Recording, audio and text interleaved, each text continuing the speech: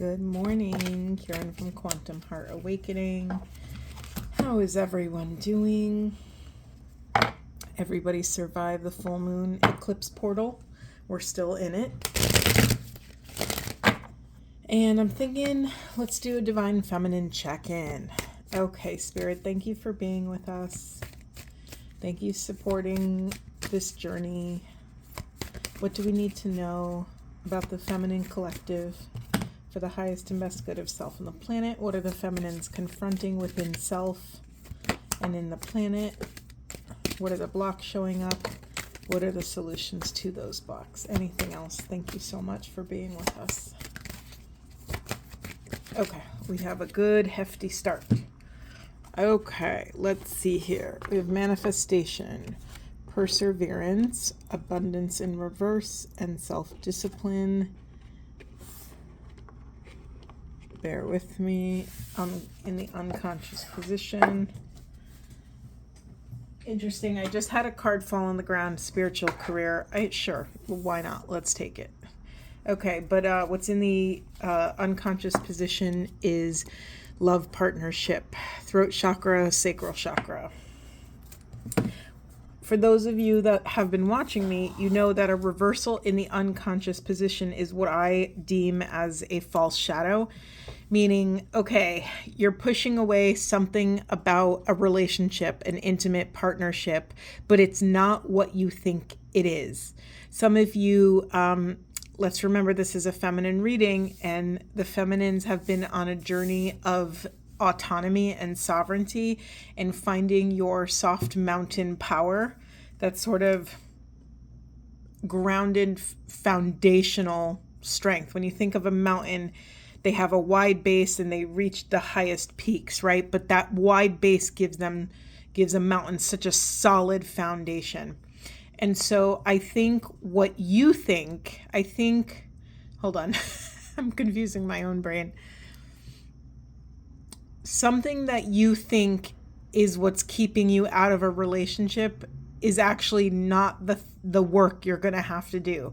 It's like you're looking just left to the point, just left to the focus. Do I say anything more about that, or should we continue? All right, my brain and what's coming through me is like actually a split between this side and this side. Like these three cards are a whole separate reading. But I need more information. So let's get something else. Bear with me. Thank you, Spirit. Okay. Let's lean into these reversals. We have abundance in reverse and we have self-discipline. So, yeah, I mean, that's in alignment with the feminine collective. Feminine collective has been overcoming or learning how to work with their internal world, their emotional world, without being consumed by it. And I think what's shifting here is with this eclipse portal, there's been a critical mass of peace reached. And really what I want to say is there's been a critical mass of surrender, of surrendering to paying attention to the nuances in the energy. I had a full day yesterday where I was in many diverse situations. When I say many, I mean about 4 big ones where I had to really check in with myself and communicate and hold a boundary. And sometimes that was really easy and sometimes that was really hard. And my ego went to work trying to convince me otherwise. But at the end of the day, the moment I drew those boundaries, all of my power came back to me. So much of my power came back to me in each moment. And I laughed how the day progressed. Mind you, yesterday was the peak of the full moon. I laughed how the day progressed because it started with the easiest boundary setting and then ended with the most difficult. So it was like these baby steps of setting my own boundaries and really tuning inward and letting go of the egoic illusions that kept interrupting, kept trying to sabotage my own truth and my own intuition. That was really screaming at me the whole time.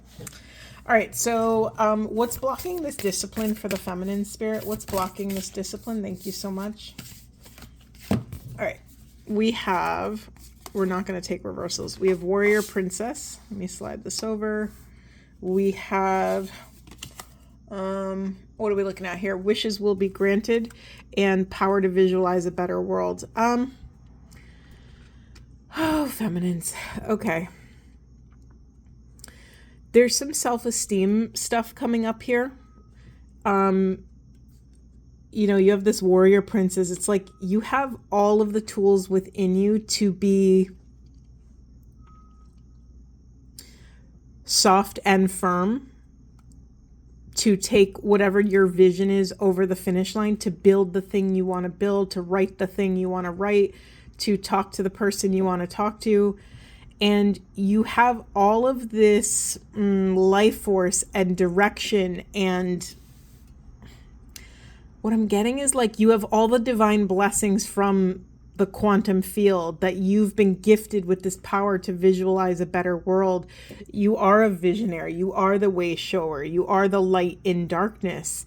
And you have to trust that if you're being called to this, it was gifted to you. This mission, this purpose was gifted to you, and thus you will be supported. And so remember, I asked what is blocking the self-discipline, and what I'm getting is lack of faith, lack of trust, lack of surrender. Let's see on the abundance. I mean, it's all tied together, right? All right. Anything else? What is blocking abundance? Do we take them? We take them. I was going to say it was too many, but devotion, mother, and hope. Ooh, very interesting. Some of you inherited this sort of lack mentality from your matriarchal lineage. Maybe you came out of a ancestral line that really depended on the masculine, the father. Maybe, hold on a second, let me just feel this for a moment. What did I ask? I asked, what is blocking this abundance? And we got devotion. Oh, duh. Sorry. Thank you, Spirit. Maybe some of you are devoted to outdated thinking. Maybe some of you are devoted to your family who's like really old school, and you couldn't possibly think of abandoning them. But part of this rite of passage is your hero's journey, to understand that you're not abandoning them if you are going off to overcome certain blockages for your lineage. Maybe you going off on your own, or whatever this is for you. It's not coming in clearly, and specifically it's going to look different for all of you, so it kind of doesn't matter. But whatever this is for you, hold on, I have to cough. Throat chakra. Okay, got my water, we're good. Whatever this is, you have to know that you will bring back this abundance for your entire lineage. Maybe you're going off to heal ancestral trauma. Maybe you're going off to develop your own self-esteem, your self-worth, your voice, your truth, to excavate your soul mission and purpose. There's so many different ways we can. What I'm really seeing, what this is for the feminine collective, is a kaleidoscope of infinite possibility. That visual of the kaleidoscope is so interesting. Sometimes I see a kaleidoscope, and sometimes I see a dodecahedron, Archangel Metatron's dodecahedron, if that resonates for some of you. All right, I'm going to say something.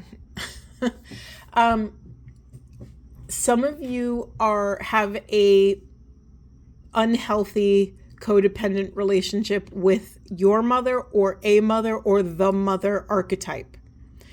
So you're being called to really take accountability for what's showing up on your street, and whatever this is for you is actually blocking your abundance.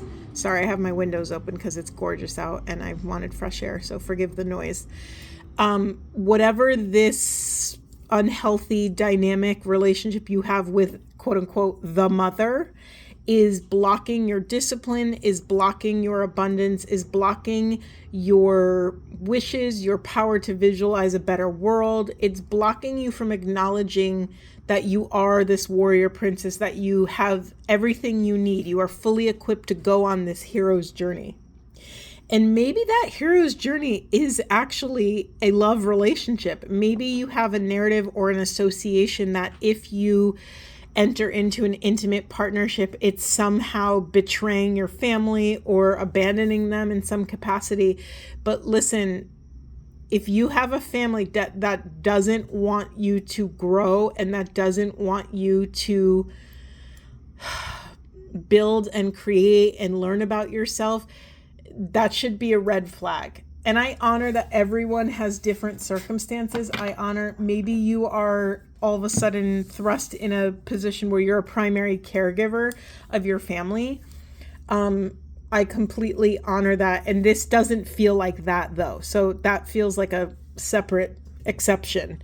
This is for the feminines that are using their connection with the mother archetype or with their mother or a mother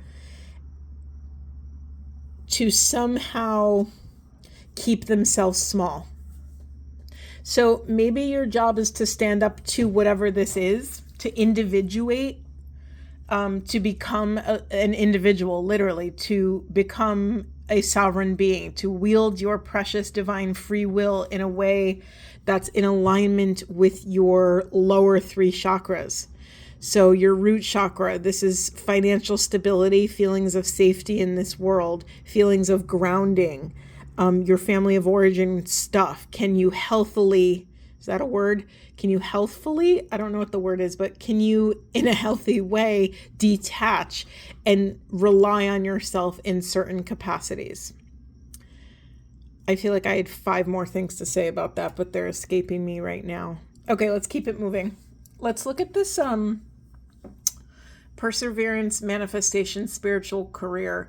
You know, this is another almost like, I almost want to say it's like a mirror image to this side of the message. You know, what prevents us from persevering? Usually a healthy dose of self-esteem, right? Perseverance. Why is that word so hard for me to say? Perseverance and self-discipline feel like two sides of the same coin. I didn't mention it, but there's a lot of heart chakra energy in this reading. A lot of, so you know the basic chakra rainbow colors. Now, in this deck, there's some variations of color. Like we have these pink cards and a peach card and kind of variations. And to me, I think about what it would take to actually color those cards. Meaning, how do you get pink? You take red and you add a little bit of white. Well, how do you get pink in chakras? You take your root chakra and add a little bit of your, it could be the crown chakra. It could be above. It could be, you know, there's so many different ideas about how many chakras we have, you know, take it all with a grain of salt. But whatever it is, to me, the white is this sort of divine light, this divine gnosis, this divine support, divine love, this peace, this hope. You actually have a hope card down here. And so there's a lot of like, hey, you can ground in the divine. Feminines. It is safe to do so. It is safe to trust. It is safe for you to leap off the cliff because the universe will catch you. I'm also very drawn to Spirit. Can you tell me about this heart chakra and the discipline and perseverance? It's like some of you, oh God, that's very interesting. Some of you, this love is a double-edged sword. On one hand, what you're remaining attached to is because of love, right? You love your family, you love your mother, you love your grandmother, maybe your daughter. I don't know which end of the generations we're going, but you love the mother. Let's just use it as an archetypal phrase. You love the mother so much, and while that is so sacred, and when that love is exalted, it can, create new life. I mean, that love is so powerful. It can literally birth new humans on the planet. It's beautiful. It's exalted. It's grounded. It's healthy. It multiplies. Now, the double-edged sword of it is that when you are unhealthily attached to whatever this is for you, it can keep you small. It can keep you, think about a mother that never lets her birds fly out of the nest. What happens? I mean, at some point, like, those birds are going to have to rely on their own. Maybe the mother dies. Maybe, whatever. Maybe they naturally fall out of the nest and they've never used their wings before and they don't know. So there's this like codependent-y, toxic-y type of inquiry that I'm inviting the feminines to look at. And listen, if this doesn't resonate at all, like if you don't have a mother or you don't have a relationship with the mother or whatever, think about where in your life do you mother or do you need mothering? Try to kind of keep your mind fluid and curious as we start to peel back the layers of what this is. So I feel like this is the one that popped out last. We have spiritual career. Feminines, you've been getting this on and off for 6 months. So there's something that you're meant to do with all this integration of all this divine wisdom to help fuel the next generation, to help heal the current one, to help build for future generations. You're being called to step into your divine truth, but you have to walk the walk yourself first. Did I say that properly? Walk the walk. Yes, that's a thing. I've been talking and I've been meeting a lot of new people because I've been doing some different workshops and meeting people in person. And a lot of people that are attracted to my stuff are healers in their own right. I always say that I am the healer of healers. I'm the transpersonal companion of other people walking themselves home. And so I think that's probably my niche population that I love to work with, those who are in service to other people. Everyone needs guidance, and the people that are holding this work down for the collective, the people that are working in the quantum field, those people are often carrying hundreds, if not thousands of other people's hearts, minds, bodies, spirits on their shoulders. And not many people know how to support the healer. They think, oh, they're a healer, they're good to go. But really, we're just human, and we're all trying to figure out how to get back up after we fall down. And that level of humility never leaves our side. It never fails that the universe does something to aggressively humble us as we take another step forward on the path. But that too is a rite of passage. Spiritual career. Let's get some more information. Spirit, what's blocking the spiritual career, or what would support it? Thank you so much. We have a couple. Bear with me. Oh my God. We have a second abundance card. And then we have, what does it say? Heartfelt apology. Very interesting. Okay. I was wondering what this throat chakra relationship thing was in the shadow position. All right, feminines. Do you owe someone an apology, or does someone owe you an apology? Whatever it is, it's time to surrender it. If you owe someone an apology and it makes sense, yes, if you feel called, you can go to them and take accountability. It's never too late to make amends in that capacity. However, if you're in a situation where it really doesn't make sense to contact them in real life in 3D, you can write a letter and then burn it. You can do a sort of role-playing scenario and speak your apology, your grounded, authentic, sincere, heartfelt apology to this person, and it will reach them in the quantum field because it will vibrate and ripple out, and it will reach them. Now, let's flip this around. If you perceive that someone owes you an apology,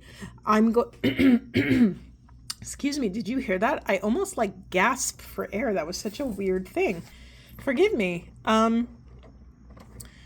Wow, that's not an accident, FYI. That's really not an accident. I literally lost my breath for a moment. And so I'm going to perceive this in two ways. One, the heartfelt apology that you've been waiting to come in. This person literally does not have the words. They're so humbled by the pain that they have caused. They literally cannot, their ego won't let them face this level of accountability.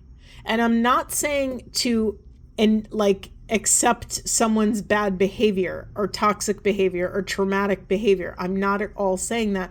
What I am saying is that sometimes in this lifetime, there are people, places, and things that will never be able to take accountability for the harm that they've caused.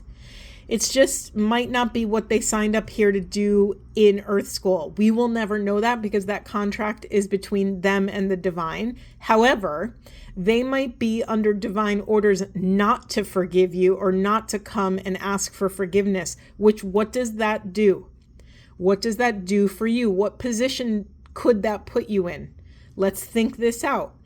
If someone doesn't apologize to me and I'm desperately craving that apology, I've now entered into a codependent relationship with someone that doesn't even exist in my 3D life. Meaning, that dynamic is literally holding your energy hostage to something that may or may not ever occur. So that journey is yes, it is a painful journey. It's a journey of heartbreak and grief and all the horrible things. It's deeply painful, and it's also getting you to return back to self. It's getting you to a place where you can stand on your own 2 feet because you've touched hell and walked yourself out of hell. This is really, really important, feminines. So this is an invitation to practice surrender, to practice detachment, to practice your sovereignty, to practice your self-loving, wise discernment and listening to your intuition. If someone cannot show up to you in a way that is kind, that is transparent, that is authentic, that is empathic and compassionate, it's time to let that out of your life. I think some of the hardest moments are when the quantum field is trying so desperately to vibrate something out of our lives and all we do is cling to it. We can't welcome in something new until there's a space for it, right? Something new will not enter our lives until there is a space for it. This is very, very important. So it's a time of practice, of surrender, of detachment, of neither clinging nor rejecting.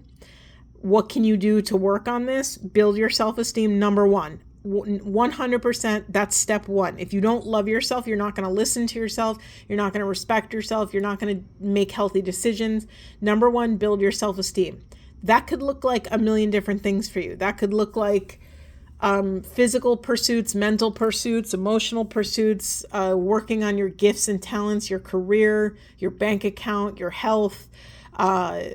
It could look like a million different things. So whatever boosts your self-esteem in a healthy, sustainable way, mind you, that's number one. Number two is developing some sort of practice, because you're going to need a game plan for when you want to attach to this old narrative. Because listen, our old patterns, our old narratives, our old ways of thinking, feeling, doing, they are deep-seated. They are deeply rooted in our brains, right? Those neurological pathways run deep.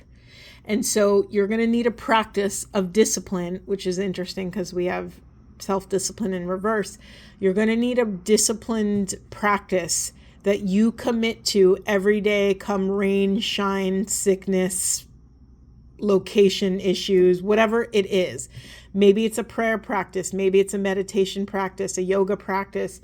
Maybe it's listening to a certain song and just sitting in nature. Whatever this is for you, I'm inviting you to call upon some sort of practice, and don't go overboard, because we tend to go overboard at the beginning of this. Pick something small enough that you can commit to it every day.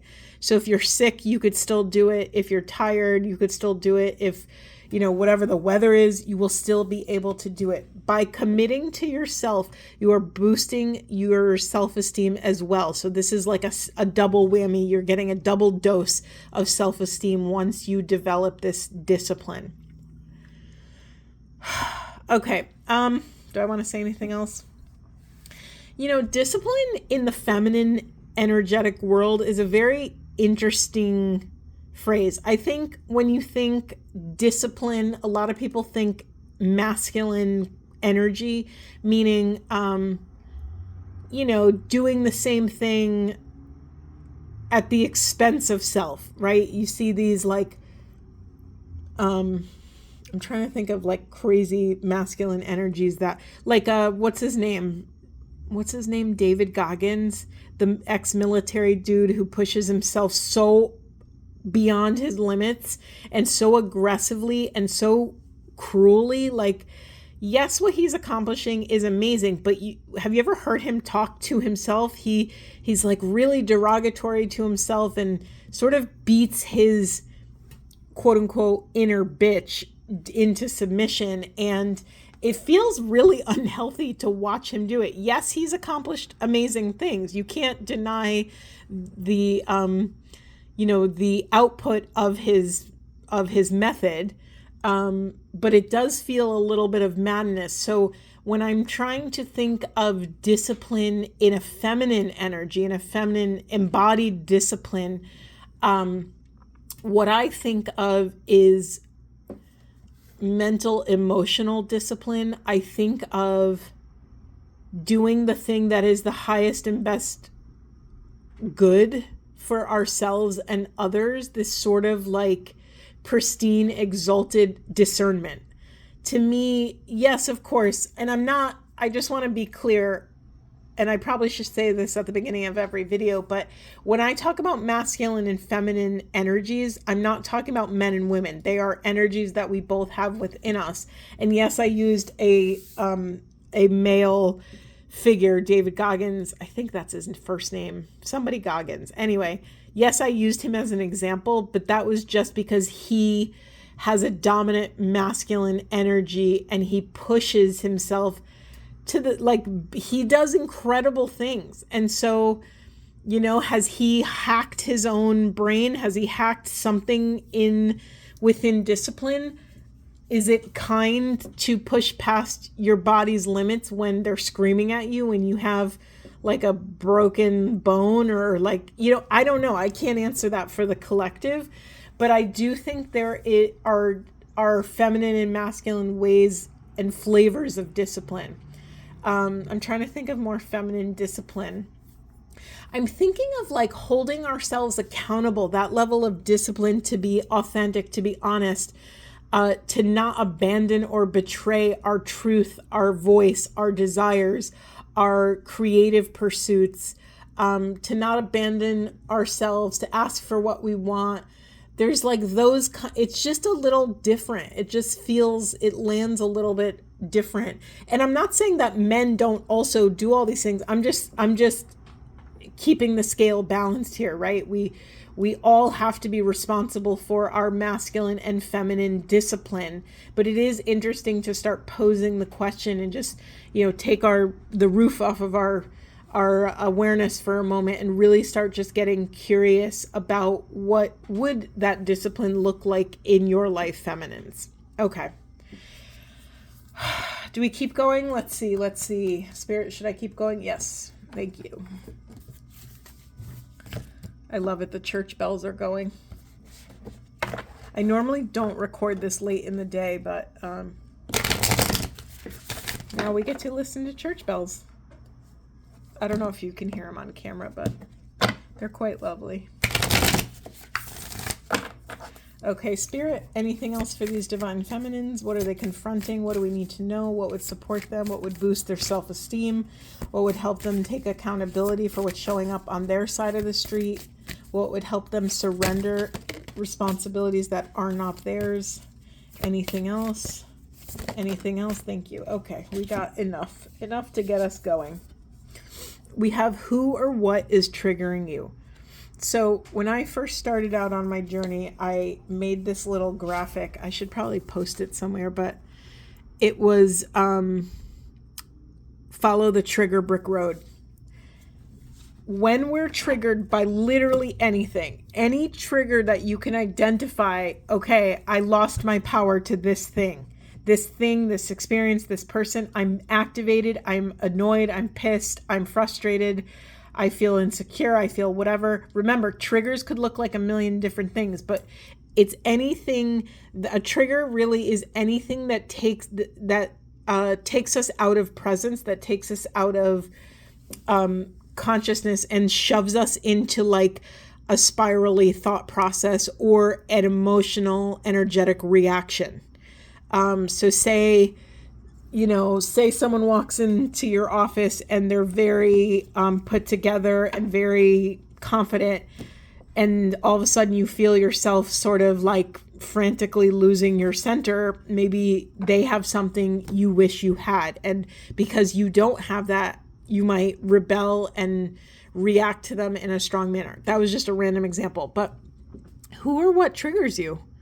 Who or what triggers you? Because therein lies the roadmap to your sovereignty, to your releasing of these shadows. Our triggers do reveal and uncover our shadows. What is a shadow? A shadow is some part of self that is out of our consciousness. It is an unconscious part of self that we act from, that fuels our personality, that fuels our responses, that fuels our perceptions of the world around us. And when those things are unconscious, they run our life and we don't know it. We're not aware of it, right? Because it's unconscious.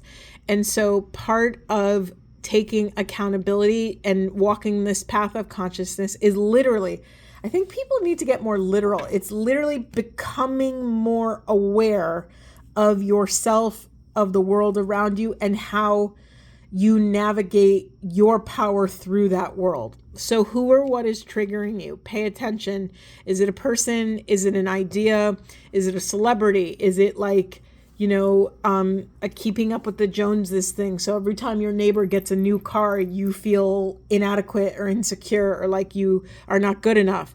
Is it, I'm trying to think of other ones. Is it like, sometimes it's not about tangible things. Sometimes like people could be really triggered by other people's confidence, or that they seem to just move through the world easier. You've heard people say like, oh, they just have it easy.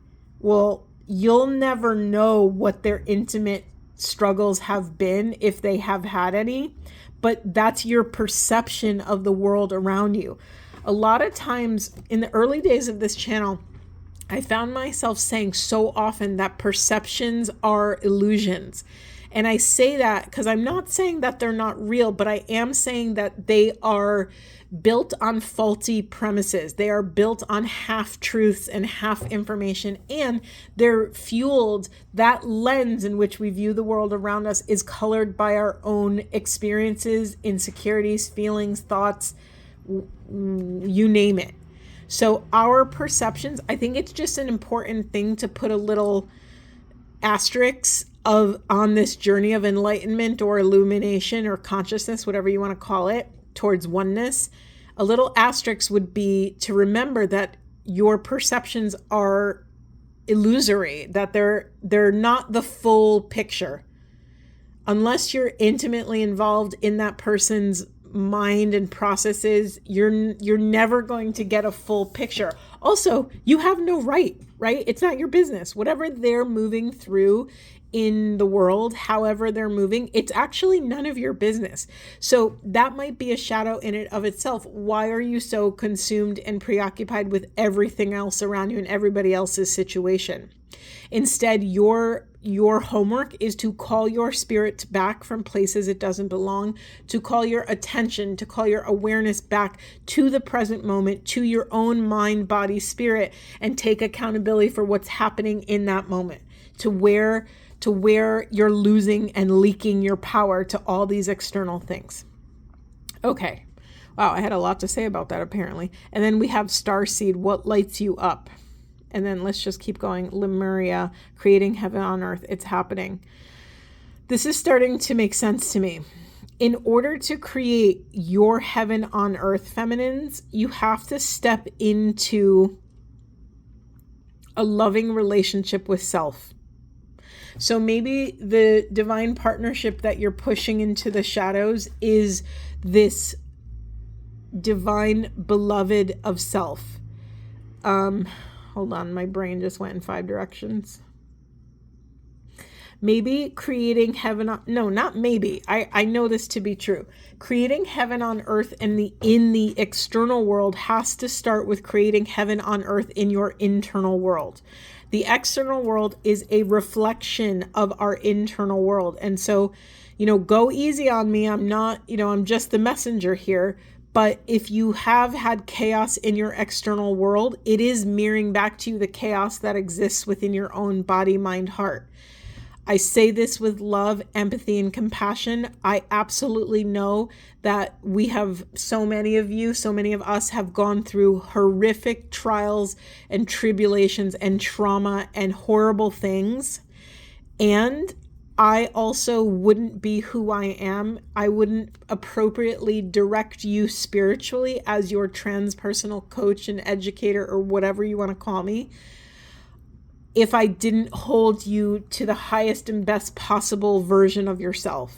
If I didn't hold the point for heaven on earth within you, I wouldn't be doing this properly. I wouldn't have integrity on this path. So you might be hearing this saying, Karen, heaven on earth is like a load of crap. It's very far away from me. That's not attainable. I'm going to invite you to expand your view, to become more fluid and flexible with your thinking, to open up to just even the micro possibility that it is possible for you. If you're someone that says, oh yeah, that's okay for them, but it'll never happen for me, it's not going to happen for you because you believe that to be true, that it's not possible. So the universe is going to take orders from you, from your mouth, that say, okay, it's not going to work for them, so we're going to not make it work for them. Be mindful of your speech. Be mindful of how you speak about yourself, your life, that which you hold precious. Hold yourself to something higher. Hold yourself to a more divine level of accountability. It's important for you feminines to return to self, to what lights you up. What does light you up, feminines? What is it? What is the thing that you lose track of time doing? What is the thing? And it could be anything. The answer doesn't matter. It could be, doing art. It could be mothering and having children. It could be, making a lot of money for a nonprofit. It could be whatever this is, you're meant to nourish it. You're meant to fan the flames of your soul, period. Okay, let's just get some Buddha wisdom and call it a day. This was a powerhouse reading. Thank you, Spirit. Okay, it says, form does not differ from void. Form is void. Outer difficult will be resolved with inner truth. This has a very, it feels like it's echoing what I said earlier.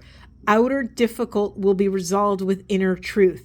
Remember what I said, when chaos is happening around you, it's reflecting back to the chaos that's within yourself. We have this mirroring card, right? Look at this mirror reflection here. If chaos exists externally, it's going to sure as hell exist internally. So start taking accountability for your interior world. No one can be in your brain. You are there alone. Yes, external things can give you hope, can inspire you, can all these things. But at the end of the day, you are alone with yourself, and no one can develop that relationship with self like you can. Yes, there are many spiritual directors, gurus, mentors, teachers, so many incredible people that will help us on our path of this sort of like self-esteem, self-discipline, self-accountability. But at the end of the day, no one can do the work for you, feminines. It's up to you. Whew, big reading. I'm sending you all so much love. I'm going to leave it there. Hang on to your hats during this next week, right? The full moon eclipse, the full moon lunar eclipse in Pisces is bringing up all that is meant to be eclipsed out of your life. So if you've had a hard time during this week, remember, it's not that you're backsliding. It's not that you're going backwards on this journey. All of the sludge from the shadows is rising so that you can look at it, identify it as something you no longer wish to have, and then release it. So make sure you're really paying attention to your inner monologue at this time. Be kind to yourself. Don't put yourself in harmful situations internally or externally. Honor your boundaries. Speak your truth. All right. Beautiful, beautiful reading. Hope this was supportive, and I will see you in the next one.